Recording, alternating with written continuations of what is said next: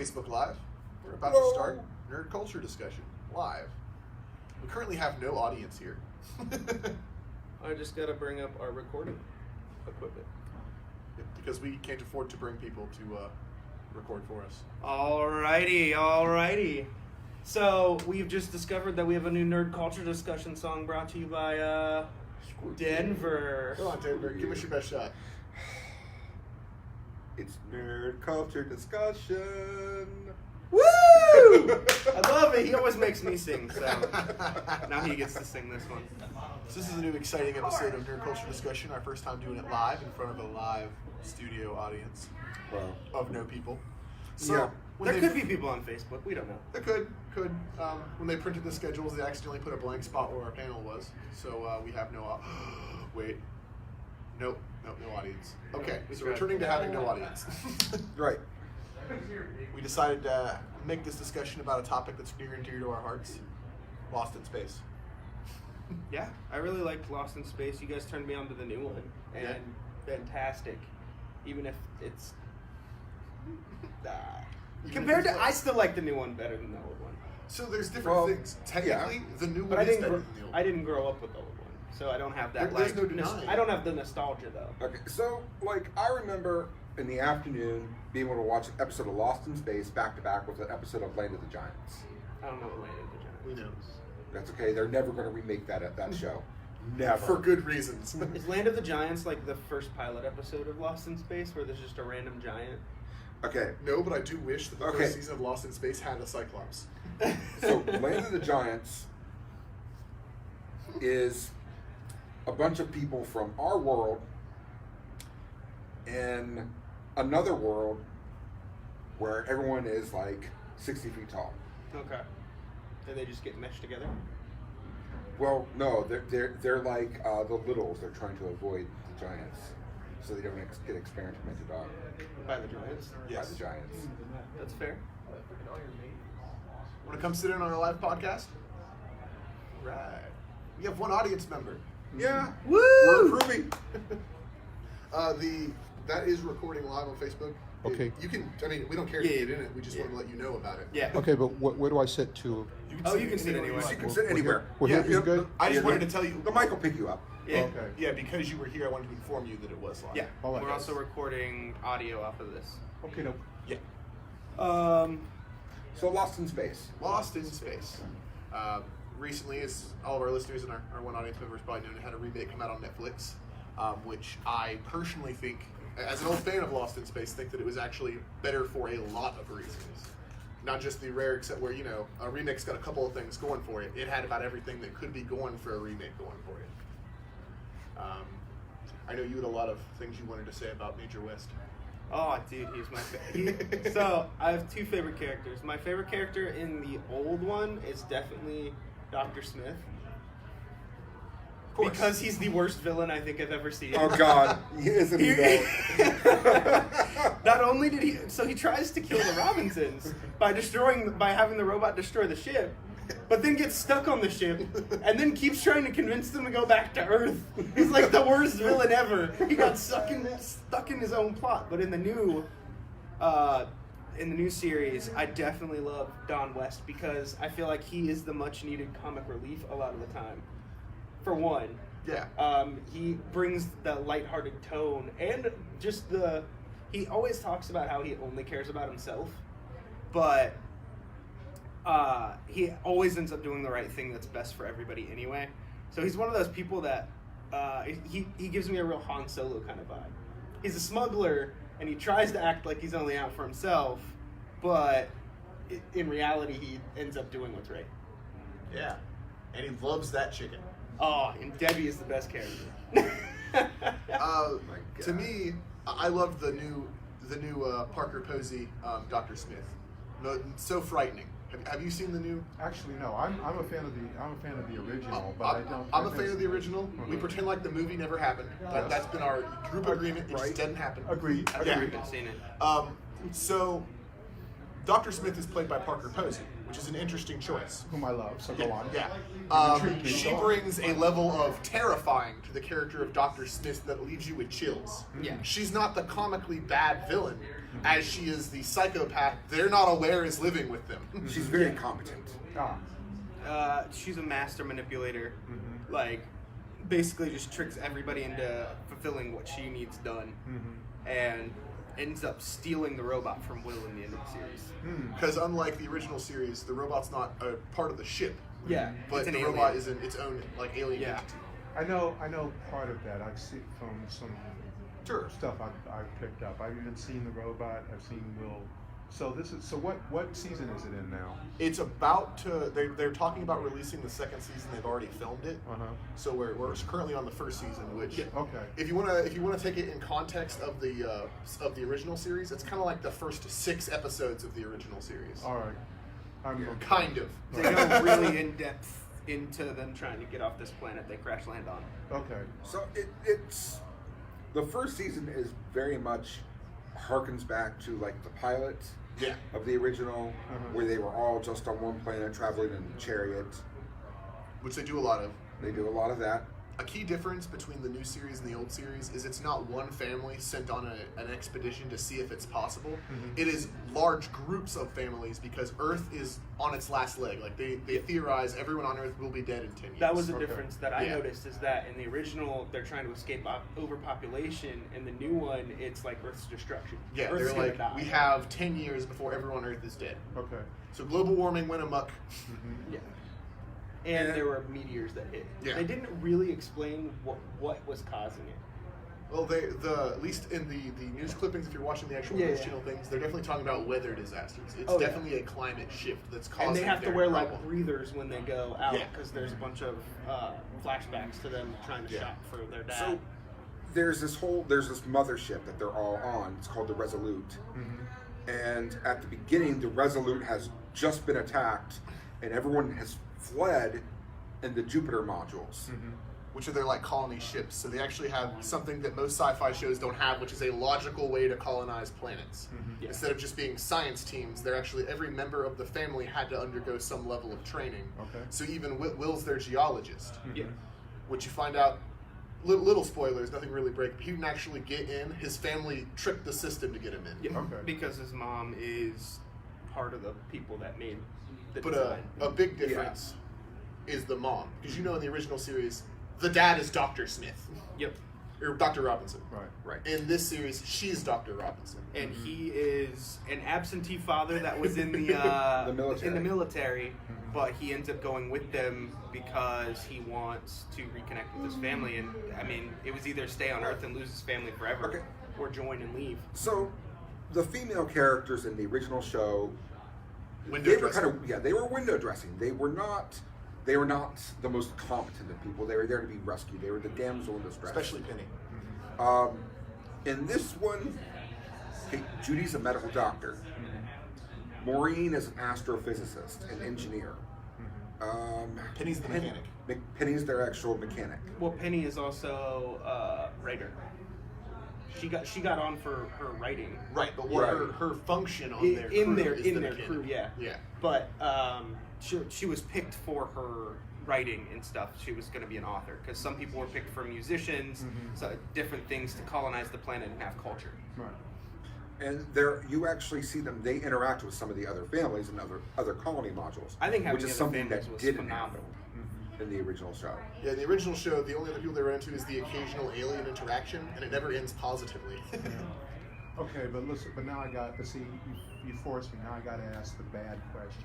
Okay, is this? I mean, is that done just as a matter of fact, just as part of the show, natural thing, or is this a bunch of PC male bashing bullshit? Not at all. Actually, the male characters are still phenomenal. Yeah. It's just not a balancing act between just Dr. Smith and Colonel West, or it's Colonel West in the original one, right? No, No. Major West. It was Major Major West. West Yeah. or Dr. Robinson.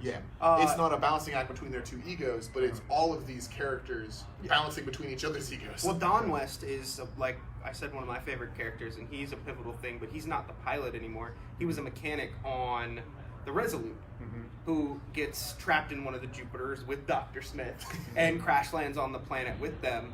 And he understands how all this stuff works, so he plays a really pivotal role because he knows how the Jupiters work, because he's a mechanic for one of them. And then you have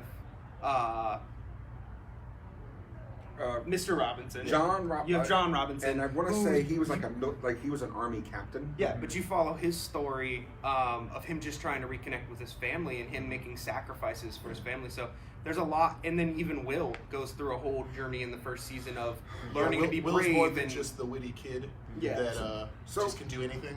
And within the first 15 minutes of the first episode, they land on a glacier when they crash land, and there's actually a water pocket that Jupiter 2 sinks into, and John immediately, he's like, okay, Will, you're the smallest, you can get into the top hatch, and he's like, okay, son, you're gonna put this on, you're gonna swim down, you're gonna get the survival gear and get back They up. needed a That's battery all you to have stay to do. warm. Do it quick, because the temperature's getting low, and we're gonna die if you don't do this. And he's just psyching his son up to do it, and he I mean, He's a kid. Right, Yeah. he's a kid. He's like a 10, 11-year-old kid. and then Judy jumps in and ends up getting frozen in the ice, and then The whole episode yeah. after that is just them trying to get her out of that ice because she's got but hours to survive. Yep. And then Will finds the robot, and the robot saves Judy. Even the robot is actually more of a character because the robot's always like a fixture in the show, but the robot's personality is just an extension of Will's. It just mimics whatever Will does. Yes. And this one, the robot, like, he finds the robot wounded, and he helps the robot survive, and then the robot then like just saves his life, saves Judy's attaches life. itself to everybody and becomes a member of the family. Yep. But again, we do have the theme later on where Smith is trying to kill the family with the robot. Yep.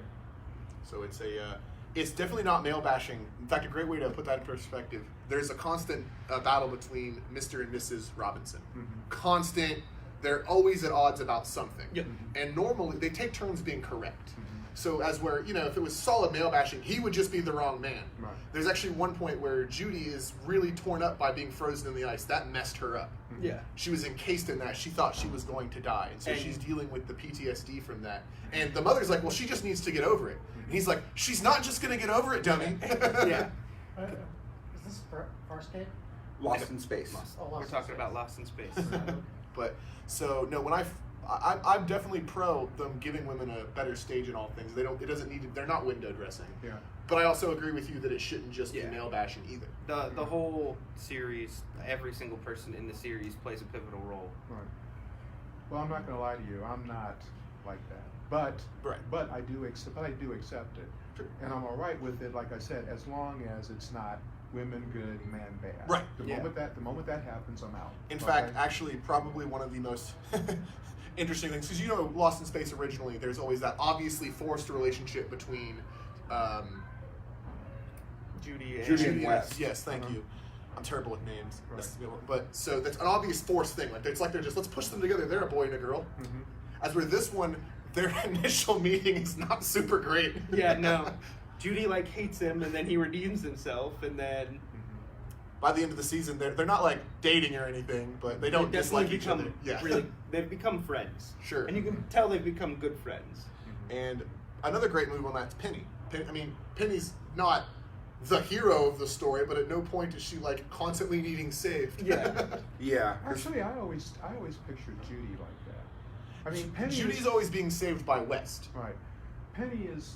Let's see. How do I say this? In the original, I always thought Penny did okay for herself a little bit, but She got herself into scrapes. right. But maybe she was always more. There was always this thing with her and Will where she was antagonistic. a Yeah, little bit, I can Very much. So I don't know. I never saw her so much as Judy definitely window dressing. Okay. Penny, I thought had a little bit more going for her. At least she was somewhat, she was somewhat contrary. She definitely had a will of her own, if nothing else. But none of them were. But of course, so much of the focus was on Dr. Smith and Will and all that. Yeah. That nobody got a lot of character development. Yeah. It was So- always either a balancing act between the two male protagonists Right. or Will. I really think the change in Dr. Smith was really cool. It actually, when I first saw it, their introduction, so this Dr. Smith is not a doctor or a spy or anything like that. She's a psychopath. Mm-hmm. Mm-hmm. She murdered her own sister so she could steal She her didn't spy murder her, collar. she tied her up. She drugged her. That was She drugs her. Yeah, You see her when she leaves the house that the sister's alive. Okay. Anyway, she drugs her sister and Yeah. takes her place. She drugs her sister and then ties her up in the house and steals her spot on the ship. Ah, Basically killing her because Yeah, she's the planet's about to die. Yeah. But she doesn't actually murder her. Yeah, like her sister is actually a very successful businesswoman, like CEO level type thing. No, she was a physicist. No, she was a businesswoman. Nope, physicist. Because she's trying to convince Maureen to let her out, she tells her to look up her real name, which she gives her sister name, and she was a physicist. Because remember the whole That's right. last That's a few good point. episodes, they're talking about well, how much damage could she have done to the ship if she was on there for so long? Right. and isn't that? I mean, that does make sense. Isn't that why she's Dr. Smith, or at least? So fake how Dr. she actually Smith? becomes Dr. Smith. So Uh-huh. the actual Dr. Smith, who the actor who played him kind of looks just like the old Dr. Smith, which was kind of funny in my mind, a little throwback there. But when the aliens are attacking the It's just the Resolute, one alien. no, there was multiple aliens attacking. There's multiple Yeah. robots. But they're attacking. Dr. Smith falls over and she goes to help him up, and she takes his wristband off that she needs to get into the Jacket. Yeah, off the jacket. So she takes his jacket, puts it on. He's like, "What are you doing?" She's like, "Bye," and runs. Nice. So she actually steals the identity of, it was Zebediah Smith, I think. Something like that. Something like And she tells everybody she's a psychiatrist. Mm-hmm. that. Because her the Jupiter that was his that she steals, and she does end up letting Don West and a partner who ends up dying immediately onto the ship. Too, well, it crash lands and no one ever thinks to go back to it because it's half broken until later on where they find out that she's been lying. Yeah, it's the character development of this unhinged, unstable person. Just everyone thinks she's this cool person. Oh, that's great. Even Don West isn't suspicious of her, and No. he should be. Right. No, she's an ex-con. Right. Yeah. I mean, Well, it's Parker Posey. I mean, you had me right there. Oh. that's, And that's she's kind of actually she's kind of hot in that Uh-huh. crazy way. You're just kind of "Dang, girl." It's real manipulation. She manipulates one person into trying to kill the robot. Basically, she pulls people aside and tells them things to get them going towards a certain direction. And it's scary how real it is. what is also nice is the use of updated technology. But yet they still kept it pretty true. Like the vehicle, I mean, still looks pretty frame for frame like the vehicle from the old show. It's just a little update using actual instead of the tank treads, it had actual wheels because we know those tank treads couldn't go anywhere now. Yeah. no. So Even the at one Jupiter. point, they 3D print a gun. Well, Okay.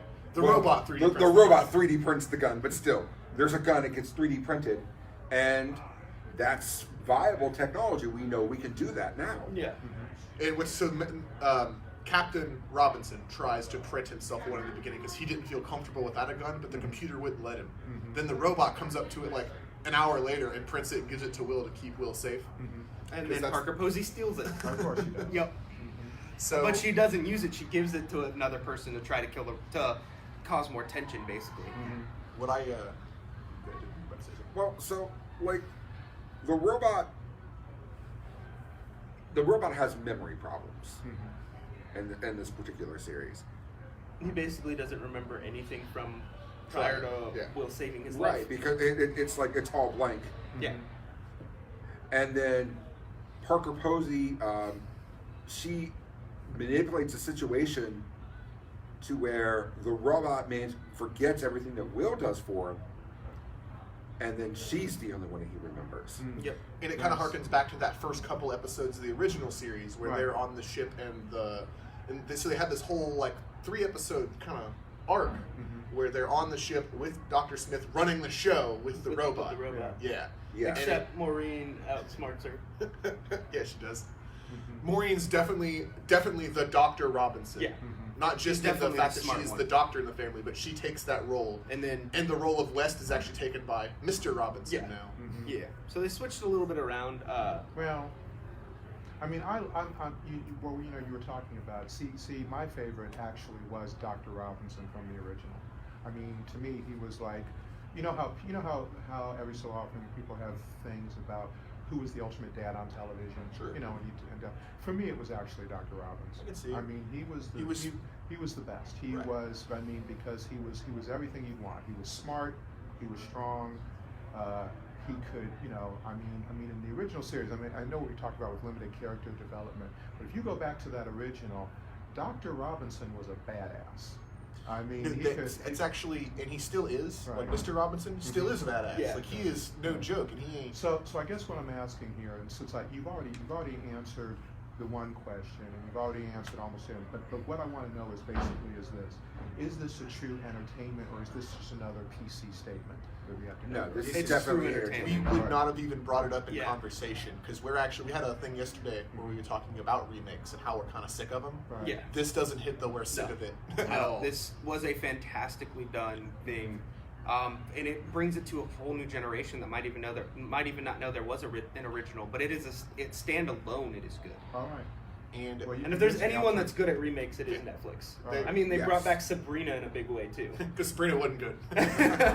And from the things that you've said, I actually think you might like the new Mr. Robinson quite a bit better because Dr. Robinson from the original series was almost too perfect. He was the Mr. Perfect smile and all that. He was the dad that always had the right answer and all those things. And this guy's trying to fill in the void because he was away from his family so much. He's that absentee father. He was deployed in the military for like 4 years. And in then a they row. find out that he chose to do that. Well, and again, that's something else you find out in the first 15 minutes of the first episode. They're having a video call where they're talking with their dad. And he's like, "So, like, where are you, Dad?" He's like, "Well, he can't tell you because he's on deployment. And it's top secret." And the one daughter goes, "Is that our shrubbery behind you?" Well, He's actually they start judging like the light that's outside, so it shows you how smart the kids are too. Like Will's like, well, it's dark, so it can't be any part of this part of the globe because it would be light out right now. And they do all this guessing on what type of things, and then the one daughter's like, wait, isn't that our shrub? And then he's actually outside, and he comes in and surprises them. But it like demonstrates that hasn't been there. It demonstrates the kids' like intellect and all of that within like 5 minutes. The scene that I was immediately hooked. The very first scene of the show is them as a family sitting on the Jupiter 2 in floating space, playing a game of cards. They're playing Go Fish. They're playing Go Fish. Yes. And it was such a very much old school It was Robinson also really family. smart how they were doing it because they had all the cards rubber band. So they would just like hit the deck of cards to the person who'd pull a card out because you can't just have them sitting there. Right. I thought that was pretty clever. But the conversation was very much like classic filler episode of the show. They would just be doing some mundane thing, but it was not mundane because they were in space. Yeah. Right. And again, when you actually get what's going on, because they're talking about, let the computer land us. It's what it's supposed to do. We're just fine. And that's Robinson, and he's there being the rock for the family, assuring everyone, just like he was in the original series. He was the rock that everyone relied on. But in this one, he just doesn't have the technical brain. Yeah. And that's the mom. But I feel like it's kind of split now because they both are a rock at certain points for certain different things. Like, Maureen's more of a rock for the whole colony. And Because she's one of the senior scientists of the colony. yeah, and she's one of the ones that figures everything out. She's the one who figured out how to even make the Jupiter possible. They couldn't figure out Yeah, that's why they're there. The family's there in the first place. Yeah. She's the one that solved the problem. how to keep the ship together going that fast. That her and her team figured it out. Well, I get it. Although memory serves, though, I do have to make one point out. In the original series, when they were introducing them, they did make a point that Maureen Robinson had been an astronaut. She doesn't act like it. Yeah. I'll grant you. Right. If And you don't- anything, and you mostly wouldn't- what she does is she plants the plants. Right. That's what I see her do in most of their adventures. Right. And they only mention it once. It never comes up again. But for the record, it is there. I do think that actually is only said in the pilot. Right. The pilot when it was the Neptune, not exactly. the That's what Jupiter. I'm thinking about. Yeah. So. Which I Yeah, because in the next episode when it becomes the Jupiter, and It's really Dr. it's Smith a is whole there. reshoot. yeah. It's like it is. It's a reshoot, but the Robinson family, and they're the lucky ones to get to go on this colonization effort. The pilot was definitely more ahead of its time than the original episode was because they wanted to doctor the show for something they thought would do better on TV. Because the pilot wasn't super, the two male characters did the most action in it, but the girls had a little bit more to say in the pilot than they did that first episode. Well, like I was telling you yesterday, the pilot, the original pilot, actually has a lot of similarities to the show Earth 2. Because there they are, they're crash landed on an alien planet, traveling across it, trying to get to. With a monkey that has a weird hat on its head. Yes. And then you have the Doctor in Earth 2 who was sabotaging the mission, reporting back to this evil cabal, just like Dr. Smith was reporting back to this evil cabal. You mean the Russians? It was the Russians. Well, it's We always know the when Russians. It came out, we know who. They didn't say who it was, but we know who it was. It was the Russians. It's always the Russians. Well, you know, you know why it was so neat too. I mean, they plundered from Gene Roddenberry. Mm-hmm. So Yeah. To me, the thing that really separated it from Gene Roddenberry's work was actually its real connection to the Swiss Family Robinson, which, of course, the Robinson family. It was an obvious thing. Right. Well, actually, it was actually that before that it was a comic book called Space Family Robinson. Okay. It was Gold Key ran it for a few years. The original, but they did do a lot of development with it. In the original, there was a mother, father, and two youngsters. This one son, 15, one daughter, 14, and they had a monkey actually. Okay. And they were running a space station that was in orbit above Earth. Something happens, and the space station is sent flying out, and then it hits an anomaly, and it ends up traveling through different worlds. Kind of like Space that. 1999. Something like that, yes. And then it was about that. That's actually where it came from. So. All right. That's interesting. I have a new comic book to check out because I'd never heard that, and I like to think of myself as a pretty knowledgeable man when it comes to those things. Look for Gold Key, roughly 1961. It ran for like 4 years or something like that. Space Family Robinson. I'm actually a big fan of '60s comics. I actually had an entire collection of the original decade of X-Men. It was all digitals because good luck getting them on paper. But Yeah. But there were some really good comics from that time period. and then, I mean, for me, what I was so excited when I saw Lost in Space, because we already said that the movie never happened, just because of how I was a kid when it came out, and I was like, "This is bad." Though it is interesting that the movie came out the year that Yeah, the show was 1997. actually supposed to be set in. Yeah. If you go on YouTube, you'll find one or two pilots for rebooted Lost in Space. Yeah, too. no, So- there were a few attempts that were immediately shut down. Yeah. One for the outcry of the movie, because though the movie didn't do terrible in theaters, if I understand, I think it had a pretty solid theatrical. It was actually release. a box office success as far as those are. But by critical acclaim, it's like a 20% people enjoyed it, some stuff like that.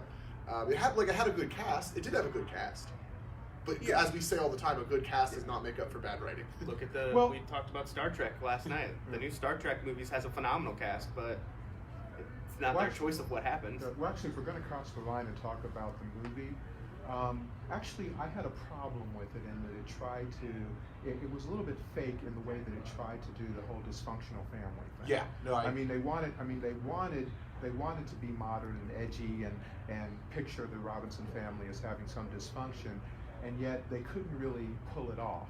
They pull it off completely in this. Right. They all have issues with each other, for some reason or another, and it shows them working through it, and they play it so well. Their one thing is they'll never betray each other. Right. Yeah. So And it's like they have Penny rebel by going to the mall, and spending her last allowance. it does kind of sound like something Penny would do in this. She just didn't get the chance to. Yeah, but it's like she's saying, ooh, let's see, spend 5 years worth of allowance at the mall, or stay here and watch Dad and Mom fight each other. You do the math, and then you go to the parents, and William Hurt and Mary Beth, whatever. They're not fighting. They don't fight. They don't. You don't believe for a single moment that they really are in some sort of dysfunctional family. You also don't buy the fact that Will rebels against anything. No. They can't do it. It's just too clean. They were cut. trying to be edgy without being edgy. Without really being edgy. Yeah. And it did, so, but now, good cast. I mean, I like William Hurt. I like LeBlanc. I'm sorry, I do. No, we love LeBlanc here, actually. Let's face it, you could do worse choice than what they did for Dr. Smith. I'm sorry, who was it? Jeremy Irons, wasn't it? No, it wasn't. It was It's at the tip of my tongue. He's a villain. I'm actually gonna have to look that up He's because a villain a lot. See, that tells you how long it's been since I watched that movie. Yeah. Jeremy Irons isn't even in that movie, is he? No, he's not. Why did my brain? Because I've been thinking about the new Watchmen show getting ready to come out, and he's playing Ozymandias in it. I'm so excited. Well, for your sake, I hope it works. I have my doubts. Well, the reason why I'm excited by that one particularly is the showrunner. Uh-huh. He did The Leftovers Uh-huh. and he did the good parts of Lost, the good Okay. seasons of Lost, Okay. the first half. I saw all of Lost. That's Gary Oldman. Gary Oldman. Okay. That's it. Yeah. I can't believe that eluded me.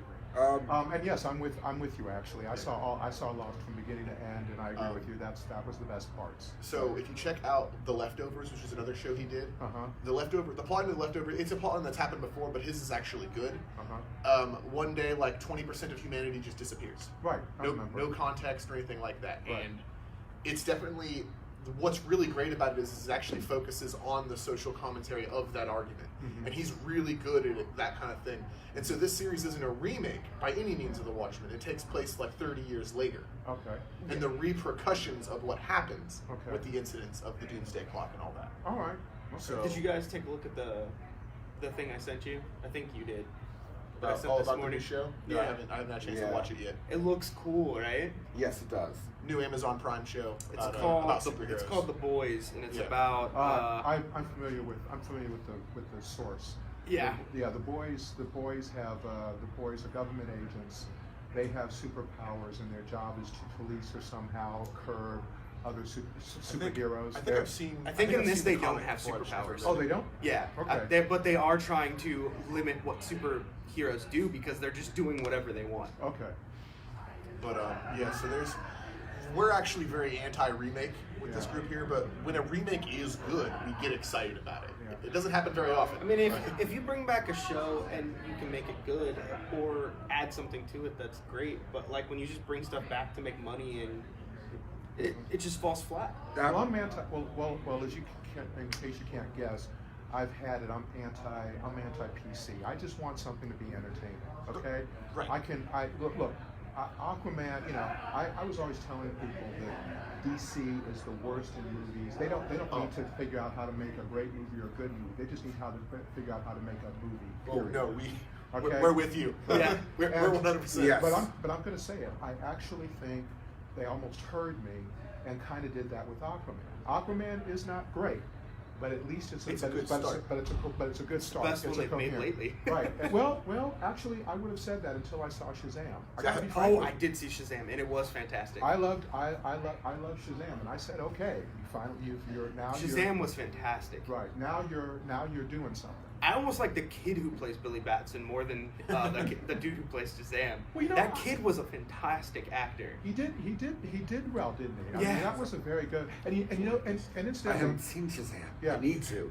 Okay, well, listen. I promise you, what I'm about to say, I'm not going to spoil. Oh, I I'm mean, just going to do this it's for the you. world spoiled this movie for me like the day it came out. So Well, will I spoil it if I bring up a detail? or No. Okay. All right. Well, here's the thing, and this is a good example. Okay, the way they did in the end, the Shazam family. Okay, that was absolutely wonderful. That see, I got no problem with that because it was a natural progression. I didn't see it coming. I actually didn't. I mean, I kind of knew that Mary. I mean, I know I'm like you. Yeah. I have historical roots about Shazam. So I knew that there's a Mary Marvel. I knew from Freddie Freeman that there would be a Captain Marvel Jr. But frankly, I was expecting him in other movies later on. Okay, I didn't think the others would be involved. But when they did that, and you got this sort of multicultural Shazam family, that was beautiful. I loved it. But see, I loved it because they didn't force it down our throats. Yeah. It wasn't a lecture about PC or about harmony or forgiveness or all this. They made it so he had to do it, or Right. he would have lost. Right. It was just part of the real focus of it was family and the importance of that connection. And one of the point it was the fact that these are just nobody worried anything about who was who. The fact that it didn't matter that the one little girl was black or the other was white or one was Puerto Rican or one was they weren't Asian. diverse for diversity's sake. They just happened to be Right, characters. they were characters, and they were just people, and no one, and it happened that way. See, when that happens, that's when it's beautiful. It's when it becomes this big lecture that I get stuff, and I get sick of it. I'm sick of all of it. It's in like previous episodes, it's we've like had you that always, conversation. it's like tons you of always times. talking about like them announcing, oh, we're gonna Whenever have the there's first. a gay character in Yeah, something, right. or like when they make making the deal about it is the problem. Oh yeah, yeah, If- Just let it yes. happen. Yeah, if that's in the exactly. writing, that's great. yeah. That's- I agree. But make it natural. That's all I'm asking. I know. Since we're kind of getting on comic books a little bit, I got to use this as an example. I have waited probably the entire time of my life, 55 years, for this to finally happen, and it finally did. Believe it or not, like in the New 52. I had always complained about seeing comics and seeing black characters where they just hit you over the damn head with the fact that they're black. You can't. I mean, seriously. Static Shock. Yeah, we got just every single one of them. If they're not naming it in the family, it's always this set of standards. They're always from Harlem, or they're always from Washington. They've always got, they've always got a. Both Marvel and DC are extremely guilty of that. Yeah, throughout the years. it's hideous. What's his name? Daniel, Neil Adams, the person who worked with Danny O'Neill. Introduced John Stewart as the black Yeah. he said that Denny O'Neill wanted to call him Jefferson Washington. Oh Lord. Oh my God. And he said he had to wrestle him to the ground essentially and say, just give him a name, and they came and just John Stewart. Okay, that's Give him it. a normal name. Yeah, and that's the thing. But that is what it was all like. But the reason I bring up New 52 is because they finally introduced a character. They've introduced a couple, but they introduced a character called Batwing. It's still I know that one. Right. Okay. The beautiful thing about Batwing was he was African. He had all this backstory and everything, but they didn't make a big deal out of it. In the end, he was every bit the same character as, say, Red Robin, another Batman. Right. In other words, a smart, self-aware, interesting male character, wholly developed. Sure. That's it. And that is all I've ever asked about black characters. That is all I've ever wanted. All I've ever asked is I just want black characters to be treated the same as they would introduce any other character. And not talk about his education or lack of, or not have him speak every third word in jive, or not do, just normal. And it took 50 friggin' years for us to finally I get actually there. very much agree with that. Yeah. So when Miles Morales first dropped in the Ultimate Marvel Universe, that's what I thought was happening. Right. Till about issue 3 when I realized he was just another card at that point. Uh-huh. They have developed him since then, and they have actually made Miles Morales a good character. Right. But when they first dropped him, they weren't going anywhere with this character. Right. But I mean, and see now, like I said, I know I'm going to get it for it. But see, I have just about dropped just about every fandom I have because so much of this is still happening. I mean, what do they do? What do they do when they want to turn Iron Man into a black woman? What is her name? Riri Williams. I actually love Ironheart. Well, she was. I won't knock you, but I'm sorry, I can't deal with Riri. Okay? Really? Yeah, I can't. Her as a character, they didn't have enough of her to really develop her Right. because the fan outcry was so large, and I was really upset by it because it wasn't like we don't like her character. You get really, really disturbed on the level of alt-right activity in the comic book community sometimes. Yeah. Because if they would have complained valid complaints, there are valid complaints to make about the run of Ironheart. Right. Sure, but those weren't the complaints. Right. Well, look. You should know. I have a term for myself. I call myself gender defender. Okay. Other people you have a feminist. I'm a gender defender. Okay. I like being a man. I like male characters. Yeah. I don't want to see. I'm not interested in seeing them bash them. I am not going to call myself a friggin' feminist. Okay. Sure. But that all said, okay. If our fandom grows to include, fully rounded female characters, if women don't like how they've been before, I'm okay with that. Fine, let's correct. I mean, maybe I don't like it. And I love Spider-Gwen. Yeah. Look, maybe I don't particularly like it, and I won't deal with it. But I'm not going to burn down the shop because it's there. I mean, let it be there. And that's the right, because you have an opinion that differs, but you're not ready to throw down. No, because what's the point? Right, and what's the point? I would never stop it. And I'll tell you something else too. If enough women in the past had said, well, we don't like how we're being portrayed here, I would say, well, that's it then. Don't portray them like that. Right. I'm all for that. I'm all for. I don't. Maybe I do like women as eye candy. Yeah, I do. I'm Oh, a I guy. absolutely do. Yeah, I'm a guy. We Totally. talk about it all the time. Yeah, I'm a guy. That's how it's going to be. Okay, but that doesn't mean I want to hurt people or I Right. want anybody to feel offended. I'm just saying. But let's make it just natural. You know, it just doesn't have to. We don't have to be lectured about it. Of course, You know, no, and like We- But you can like also we were have talking girls about. that are eye candy that also have great character development. right, and good, and the way I see it, they're trying to match. I can't this good character development. The girl from Gurren Lagann. You mean a character that has no character development? She does have character development. She does doesn't. She just not. starts wearing a shirt. That's like saying Asuna from Sword Art. No one in Sword Art has character. You know, actually, in Alicization, she got some development and ordinal scale. But getting back to But it took earlier, her- took 'em I a while agree with to you It's 100% all about- on the forcing that down our throat. No, we want that developed to be natural. Right. Like, and that was another problem. The Riri Williams thing is I was big online arguing with people about it. Not that I thought that they were right the way they did her. One, I loved that she wasn't Iron Man. She was Ironheart. She was her own character. Tony Stark's hologram was training her, which was hilarious. It was her own special annoying Jarvis. Right. But she didn't get a long run. She had a very short run because Marvel, when people get mad, Marvel just goes, "We're bad, dude. Well- we're bad." well, wait. Did you see the new Miss Marvel? Are you talking about Kamala Khan? I love Kamala Khan. Yeah. See, Well, we've talked a I lot about- tried. I couldn't. She, The introduction. Well, I saw the introduction. Let's put it this way: the first episode, and the whole thing was just. I was just talking boring. about in the comics. Oh, I haven't yeah. seen the show. No, Her in I- the comics is gold. No, I'm talking about the comics. The very first Ms. Marvel, Uh-huh. she's what? They introduce all the stereotypes. She's one is the one in her family is the rebel Muslim.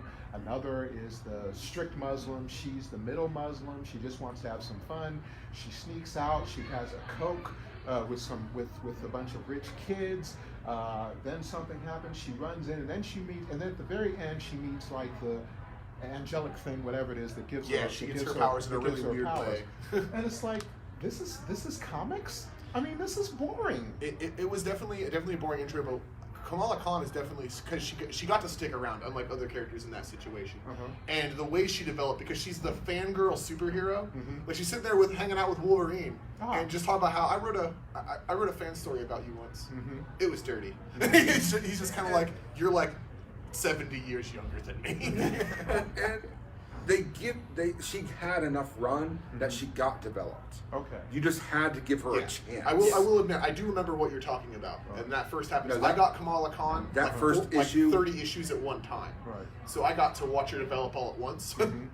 Yeah, that And- first issue was bad. Right. It really was. Right. And when again DC when they reintroduced Light Ray, or the Ray rather, Ray, a character from their past, and they made him Korean American. Okay, he was fabulous. It was wonderful. Sure. He was because he was interesting. Yeah. He had. And He was Korean. But he'd been raised in America. His parents were these completely lovable hippies. I mean, lovable. Okay, he has a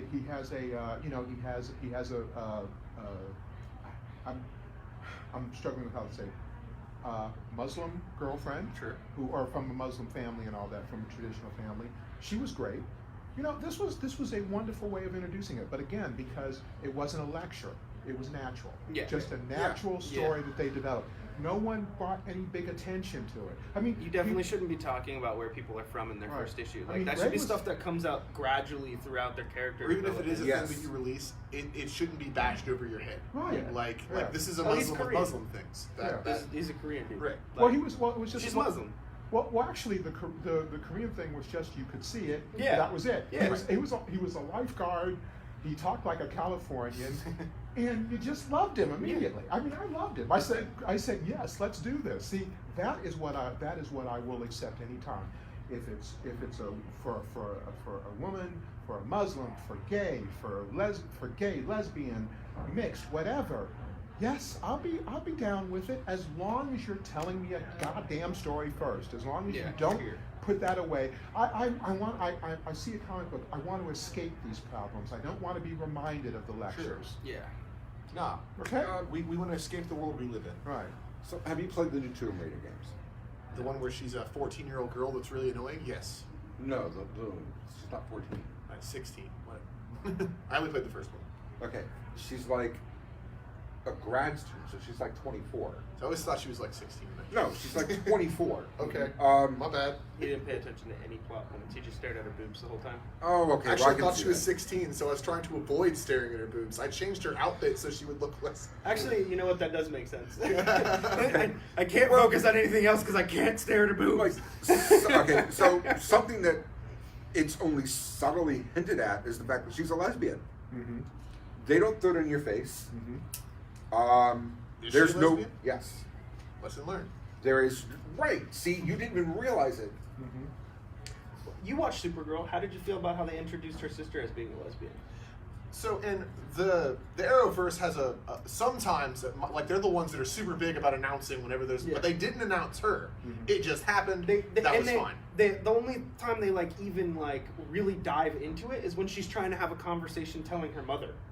Which would be a big thing, and I don't mind that. Her mother being a didn't big care. Thing. Yeah, but I don't mind that being a big thing. It's like I'm telling my mom, like, I like girls. Like it's a thing that everyone goes through, and I think them putting that in the show does remind people that people do go through struggles. But it was 5 minutes of the episode. It wasn't half the episode. They didn't spend the whole time dealing with the angsty drama of a 34-year-old woman coming out as gay. Yeah. Or talk about the unfairness of the world and how Well, oppressive it Supergirl's was. really big about the unfairness of the world, but it's the unfairness of her world, Mhm. and it does there's some obvious parallels. Right. They definitely go big against the alt-right in this most recent season. That's a big deal, Yeah. but they don't portray it in that way. It's against aliens. Yeah. And they did they made a villain that you had to you start off an episode where you find out about him. He seems like a good enough dude. He just seems like a regular guy, and they build him into this villain you just want to see fall. This is the Well- dude that runs the company, right? He's the guy in the mask, the Iron Patriot dude. My bad. Mm. Yeah. And they're just introducing their Lex Luthor, who's so much better than recent incarnations of Lex Luthor. Oh God, please. Good Lord. Oh, come on, man. Lex Luthor is an easy character to get wrong. Yes. Well, You know, Lex Luthor what I liked is, about in him my is mind, he's one of kinda- the best villains. Well, he If is done right. He is for the reason that Superman can never just go Yeah, I know. wail on him. Yeah. He just can't do it. He's the best villain because he's so smart about it. He made himself so public that you literally can't do anything to him. Like He's president at one point. Yeah. I love that in the animated, he's like Secretary General of the UN right now. Yeah. Mm-hmm. I mean, the DC animated movies have it right. Yeah, they do. They do. But it's Lex Luthor and it's Doctor Doom. That's what I was gonna say. Those are my two favorite. Doom is the villains. one they ruin every time they put him on screen. And do you? And But those because- are also my two favorite villains because they are the two best villains from both of the comics. Dr. Doom runs the whole country. Yeah. We know the thing of it is that it's I have a theory for whatever this is worth. Okay, the trouble is that and we all know this is that movie executives and groups cannot stand to just let anything be. They have to keep tinkering with shit. Well, that's what went wrong with Suicide Squad. Right. If you read the original screenplay for it, it's Uh-huh. solid. It would have been a great movie. Yeah, And they went, how can we make this movie better? yeah, They But- wanted to appeal to every audience instead of the audience it's intended for. right. They keep, and I think that every time they do it, they keep thinking that they can make Doctor Doom better. It's like, You can't make He's anybody perfect. better than that. yeah, he's perfect right there. Leave him the hell alone. He's Just he's figure out. Just nigh figure, immortal, super powerful, super genius, king of his own nation. He's actually a benevolent leader. Like the people of his country Love him. Right. Yeah, Right. he's not a villain, not really. Right. Him, two He's a characters. Yes, and and like you were saying in Dr. Smith, he's a master manipulator. He's brilliant at it, and the best thing of all, actually, you've already kind of said this, but I have to say it in the context Sure. of him. In his own mind, he's not a villain. Right. He believes that he's going to do good for the world. Yeah, That's his whole thing. I need to rule the world first, and then I'll bring paradise. But that's what has to happen first. There has to be one ruler, and then he said it in his one thing. He said, listen, I have given my people, Latavia, every possible freedom except one, the right to be unhappy. That's how he sees it. Yeah. He sees it as all we have to do is take away people's right to be unhappy, and they'll be in paradise. And he's convinced that he can do it. And the crazy thing about Doctor Doom, I always pair Doctor Doom up with another one of my favorite kind of underappreciated Marvel characters is Namor. Uh-huh. Because they're both like that same thing. Neither of them are really bad guys. Right. They constantly find themselves at odds with the so-called good guys. Right. Namor is always trying to fight because we're bad to the ocean. They're villains because they go about what they want to do in the wrong ways. I mean, so you got to take it from their point of view too. Right. He's king of his own sovereign nation that's doing great. Right. Actually, Latveria is doing amazingly well. Yeah. Well, I think Yeah. Namor sees it as he's going against rules that he already knows are bad. Right. I mean, he's one of the oldest characters in the Marvel universe. Right. Yeah. By the way, I have a trivia question for you. Who is the oldest character in the Marvel universe? Marvel? Okay, Yes. in the Marvel universe, In so the see Marvel that gets complicated because of how many times they write themselves into a hole with that argument. I know, but I'm talking in our actual world chronologically. Who's Captain America. No. No, not at all. It would have No. to be even Uatu's way older than that. Who? Uatu, the Watcher. No. You don't understand. I mean older as in Creation. as in creation. What character has been with Marvel and is part of the Marvel? Oh, you're talking universe? about our timeline. Our timeline. See that? Okay. Captain, let me Captain America was a good guess, but let me It's back one up. of the It would have to be. Is it Marvel Marvel? didn't exist when Captain when Captain America came out. It wasn't Marvel yet. you're on the right So track. so we're talking when it was Marvel, correct? No. When it was I'm talking your time when it was Timely Comics. In fact, Timely Comics. In Okay, fact, see, that's where I was wrapping my head because Right. that changes the argument a little right. bit. In fact, I'll even go farther. It actually was before Timely Comics. I do know who the first Okay, superhero I was, don't know. but Okay. everybody should know that. Yeah. Okay, it's not Namor because Namor was Timely Comics. Right.